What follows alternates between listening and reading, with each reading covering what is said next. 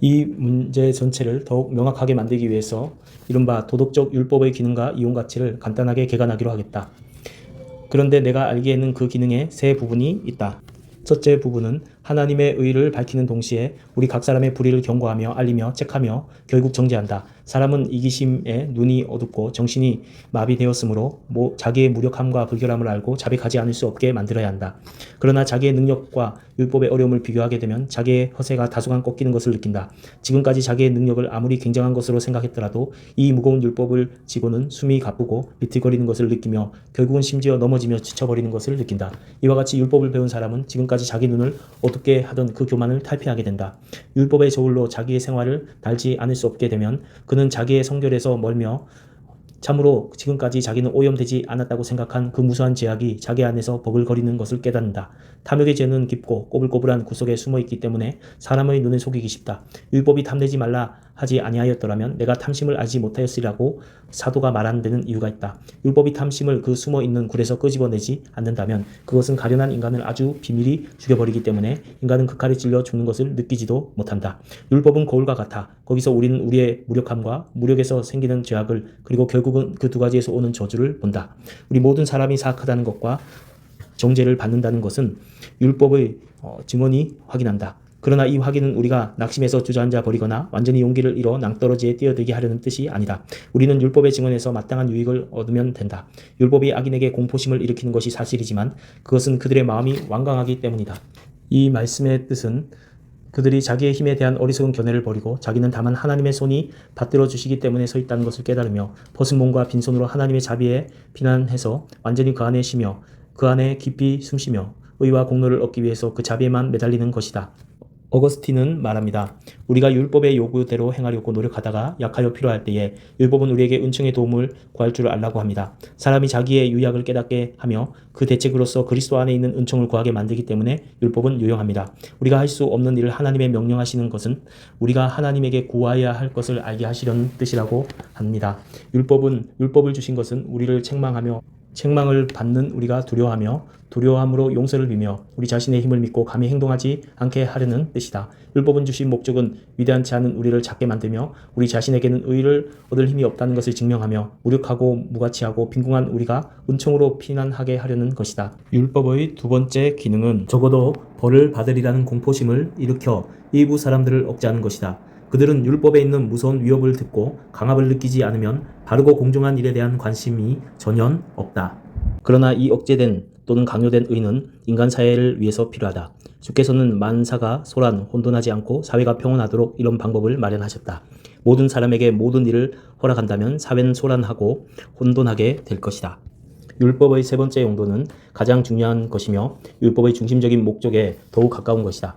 이 용도는 하나님의 영이 이미 그 영혼 속에 사시며 주관하시는 신자들 사이에서 발견된다.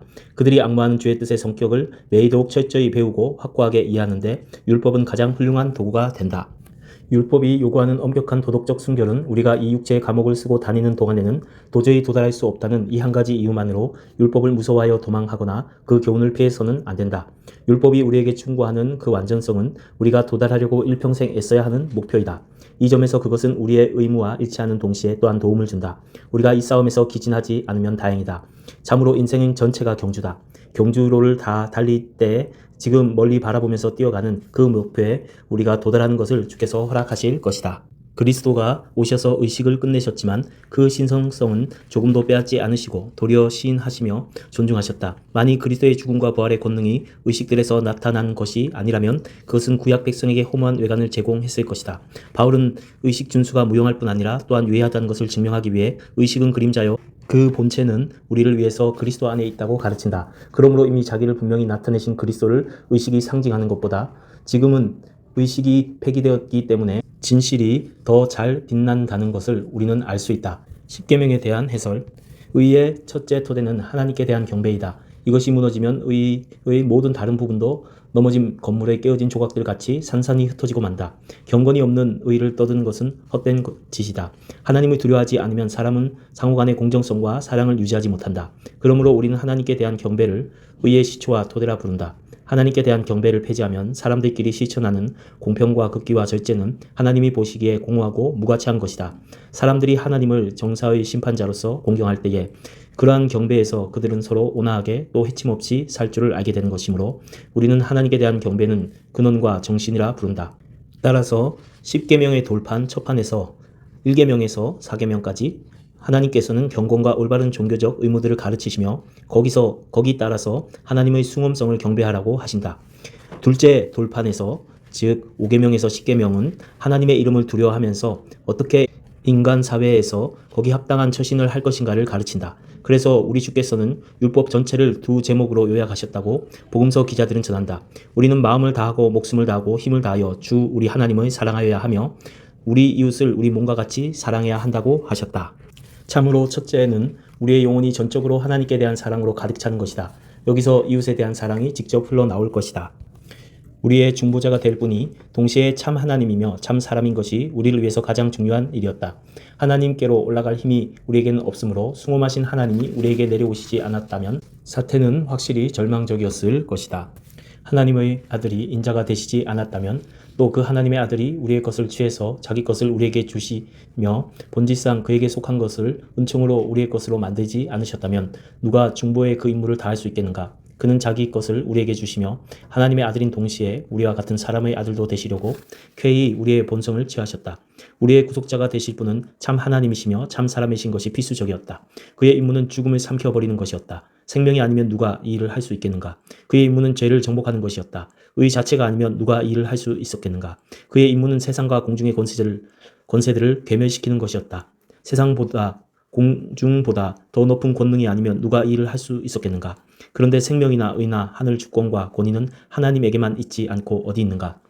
우리 주께서는 참 사람으로 나타나시며 아담의 몸과 이름을 취하셔서 아담 대신에 아버지께 복종하며 하나님의 의로운 심판대로 이행하는 값으로서 우리의 육신을 바치시며 같은 육신으로 우리가 받을 벌을 받으셨다. 간단히 말하면 하나님만으로서는 죽음을 느낄 수 없으며 사람으로서는 죽음을 정복할 수 없겠으므로 인성과 신성을 결합하셔서 죄를 대속하는 데는 약한 인성을 죽음에 내어주고 다른 본성의 권능으로 죽음과 싸워 우리를 위해서 승리를 얻으려고 하셨다. 예수는 하나님이 우리 죄를 우리에게 돌리지 않기 위해서 우리를 위한 희생이 되셨다. 성경은 그리스도께서 우리 대신 아버지의 진노를 푸는 희생이 되시려는 것이었다고 한다. 그리스도는 자기가 육신을 취하신 이유를 분명히 알리신다. 즉 우리 죄를 소멸시키기 위해서 희생과 속죄의 제물이 되시려는 것이라고 하신다. 그리스도에게 아무 오점도 없고 성령의 비밀한 역사로 마리아의 씨에서 나셨다. 우리가 그리스도에게 아무 오점도 없었다고 하는 것은 그의 어머니가 남자와 동침하지 않고 나셨다는 것뿐만 아니라 그가 성령에 의해서 거룩하게 되어 아담의 타락이 있기 전에 있었던 생산과 같은 순결하고 오염 없는 생산이 되었기 때문이다. 무한한 본질을 가진 말씀이 인간의 본성과 결합하여 한 인격이 되셨다. 말씀이 육신이 되셨다는 발언은 말씀이 육신으로 변했다거나 말씀이 육신과 혼합되어 분간할 수 없게 되었다는 뜻으로 해석해서는 안 된다. 여기는 본질의 혼합이 있는 것이 아니고 위격의 통일이 있었다. 하나님의 아들의 신성은 그의 인성과 결합, 통일되어 두 본성은 각각 그 특이성에 손상을 받지 않은 채 결합하여 한 그리스도를 이루었다. 아버지께서 그리스도에게 임명하신 직책에 세 부분이 있다. 그는 예언자와 왕과 제사장으로 임명되었다. 그가 성령에게 기름 부음을 받아 아버지의 은총을 전파하는 증인으로 임명된 것을 알 수 있다. 그가 기름 부음 받은 것은 그 자신이 가르치는 직책을 다하기 위해서일 뿐 아니라 그의 몸 전체를 위해서 받으셔서 복음이 계속 전파되는 일에 성령의 권능이 있게 하려는 것이다. 그러나 그가 전하신 완전한 가르침이 모든 예언을 종결시켰다는 것은 확실하다. 이제부터 왕권을 논하겠다. 그리스도의 왕권은 영적인 것임을 깨달을 때에만 우리는 그 힘과 효험을 깨달을 수 있다고 우리는 말했다. 평생 십자가를 지고 싸워야 하는 우리의 처지가 어렵고 가련하다는 사실을 보면 이 점이 분명하게 된다. 만일 이 지상 생활의 저편에서 하늘 임금의 통치의 혜택을 지키리라는 확신이 없다면 우리가 그 통치하에 지금 소집되는 것이 우리에게 무슨 이익이 있겠는가? 완전한 증명은 최후 심판에서 나타날 것이다. 이 심판은 또 그리스도의 통치의 최후 조치라고 보는 것이 마땅할 것이다. 이제는 그리스도의 제사장직에 대해서 그 목적과 효험을 간단히 말하겠다. 그는 순결무구한 중보로서 자기의 성결로 우리와 하나님을 화해시키려는 것이다. 제사장으로서 그리스도가 우리를 위해서 하나님의 호의를 얻어주시며 하나님의 진노를 풀기 위해서 속죄 사이에 들어와야 한다. 그래서 이 직책을 다하려고 그리스도가 제물을 가지고 오셔야 했다. 그리스도께서 자기의 죽음을 제물로 삼아 우리의 죄가를 말소하시고 우리의 죄의 값을 치르셨으므로 제사장직은 그리스도에게만 속한다고 한다. 그는 영원한 중재자시며 그의 호소에 의해서 우리는 호의를 얻는다. 기도에 대한 신뢰뿐 아니라 경건한 자들의 양심의 평화도 여기에서 생긴다. 그대가 아직 죄인 되었을 때에 하나님이 그대를 미워하셔서 그대가 당연히 받을 일을 하셨다면, 즉 그대를 버리셨다면 무서운 파멸이 그대를 기다리고 있었을 것이다. 그러나 하나님이 기꺼이 또 거저 베푸시는 호의로 그대를 은총 가운데 두시고 그대가 자기에게서 멀어지는 것을 허락하시지 않았기 때문에 그 위험에서 그대를 구출하신 것이다. 이렇게 들은 사람들은 확실히 하나님의 자비의 덕택을 얼마만큼 느끼며 체험할 것이다. 그는 죄를 인하여 하나님에게서 멀어졌으며 진노를 받을 자, 영원히 죽음의 저주를 면치 못할 자, 구원을 얻을 희망이나 하나님의 축복을 받을 길이 전혀 없는 자, 사탄의 종, 죄의 멍에를 맨 포로 결국 무서운 멸망을 당할 운명이며 이미 멸망 중에 있는 자임을 알게 된다고 하자. 또 이때 그리스도가 그의 변호인으로서 사이에 들어 하나님의 의로운 심판이 모든 죄인에게 내리려는 그 벌을 자기가 맡아 받으셨으며 죄인들을 하나님 앞에서 가증한 자로 만든 죄악들을 자기의 피로 깨끗이 씻으셨으며 이 속죄로 하나님 아버지에게 올바른 배상과 희생을 드리셨으며 중재자로서 하나님의 진노를 푸셨으며 이 토대 위에 하나님과 사람 사이의 평화가 성립하였으며 이 인연으로 하나님의 인애가 사람들을 향하여 계속된다는 것을 알게 된다고 가정하자. 그럴 때 이 사람은 자기가 얼마나 큰 재난에서 구출되었는가를 역력히 그려 보이는 이 모든 일에서 더욱더 깊은 감동을 받지 않을 것인가. 요컨대 우리 마음은 우선 하나님의 진노에 대한 두려움과 영원한 죽음에 대한 공포심으로 놀라며 압도되지 않는다면 하나님의 자비를 받아도 생명을 붙잡는 열성이 부족하거나 생명을 받아도 올바로 감사할 줄 모르기 때문에 성경은 우리가 그리스도와 연결되지 않고서는 하나님이 이를테면 우리의 원수이며 그의 손은 우리를 멸망시키려고 무장하고 있다는 것을 우리가 깨닫도록 가르친다. 그리고 오직 그리스도 안에서만 하나님의 자비와 아버지와 같은 사랑을 받아들이라고 가르친다. 어거스틴은 말한다. 하나님의 사랑은 헤아릴 수 없으며 변함이 없다. 우리가 성자의 피를 통하여 화해를 얻은 후에 비로소 하나님이 우리를 사랑하기 시작하신 것이 아니었다. 도리어 우주 창조 이전에 우리를 사랑하셔서 우리도 독생자와 함께 아들들이 되도록 하셨다. 이것은 우리가 아직 모식이 되기 이전이었다.